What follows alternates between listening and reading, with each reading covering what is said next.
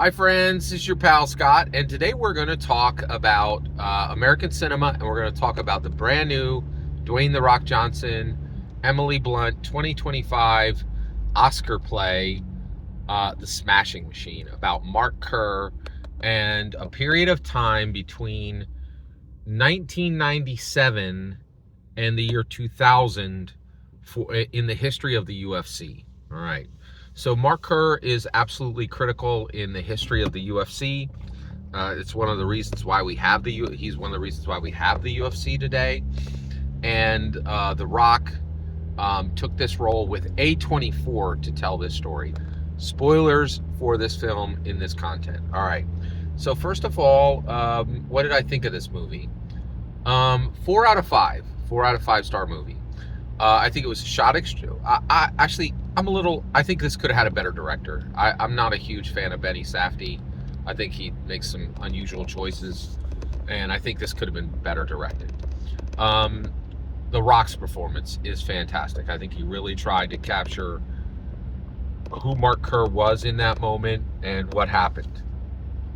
I think Emily Blunt did a fantastic job with her role as Mark Kerr's girlfriend. Okay. So where is it losing a point? Well, there's some problems with the story.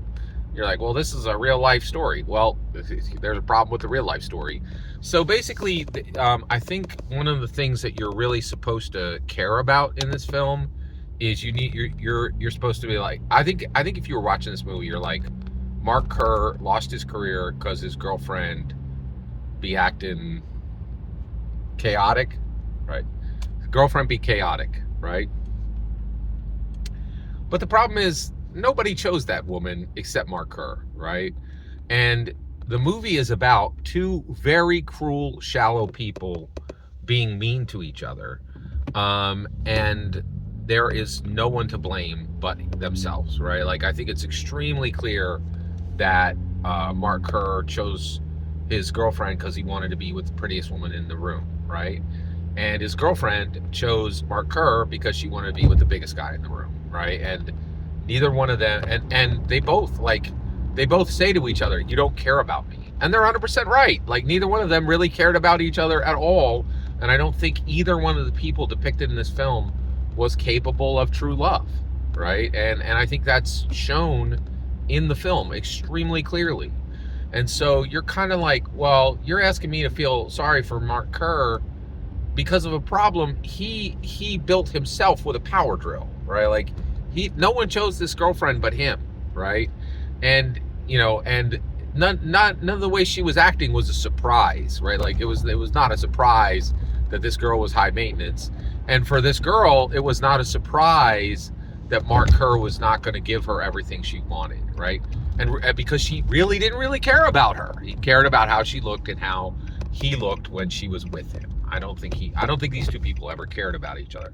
So I had a tough time feeling sorry for either one. I'm like, these are mutually inflicted wounds, right? Like, there are no good guy, no bad guy here. So there's no reason for anyone to feel bad for anybody in this story, right? Like, so and what was interesting was it was pretty clear that Mark Kerr was feeling a lot of pain from the UFC fights he was in. But frankly, I thought the film, because of Emily Blunt, like, his real pain was this relationship with this woman, right? Like, and I think this relationship with this woman was really, really bad because neither one of these people really cared about each other. They just cared how that other person made them appear when they were together, right? And their real problems was when they weren't out and about being seen together, right? Their problems was, I think both of these people were really shallow, really cruel, really selfish people. And so that made it very difficult for me to empathize with either person, right? But I do think the depiction was realistic, right? So, now what value does this movie have? Well, I do think one of the things it did was it very carefully showed that the multi-billion-dollar UFC organization that you're looking at today, that is massively involved in American politics, like, the UFC has a super fan named Donald Trump, right? And Dana White, like, there's a lot of politics around this now, right? This is This is a political story, actually. And what they really showed was that the UFC was incubated in Japan. Japan actually, if it weren't for Japan, the UFC would not have been successful. And I did not know that, and I thought that was very, very interesting.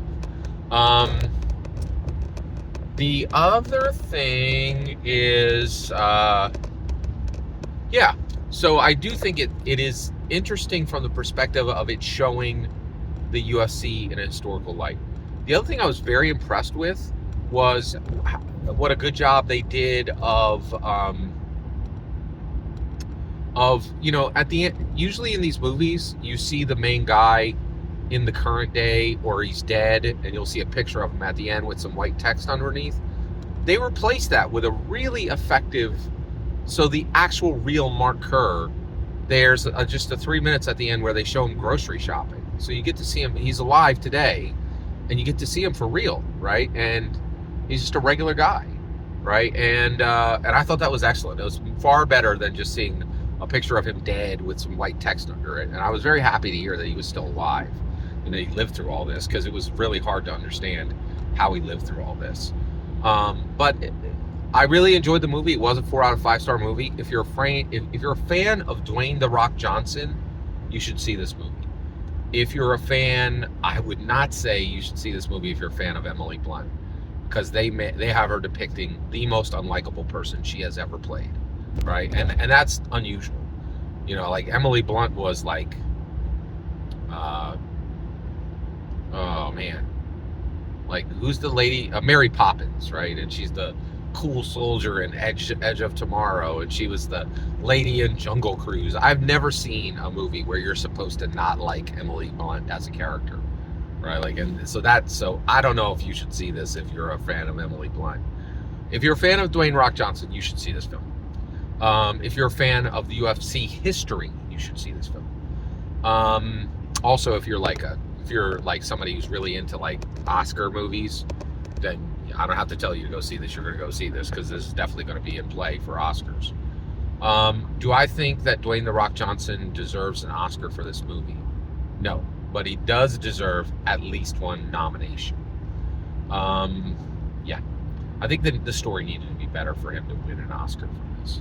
Every single word you just heard in this video is my humble opinion. The important part is when I get to hear your humble opinion, when you get in the comments and send your traffic. Please consider subscribing, and have a fetch millennium.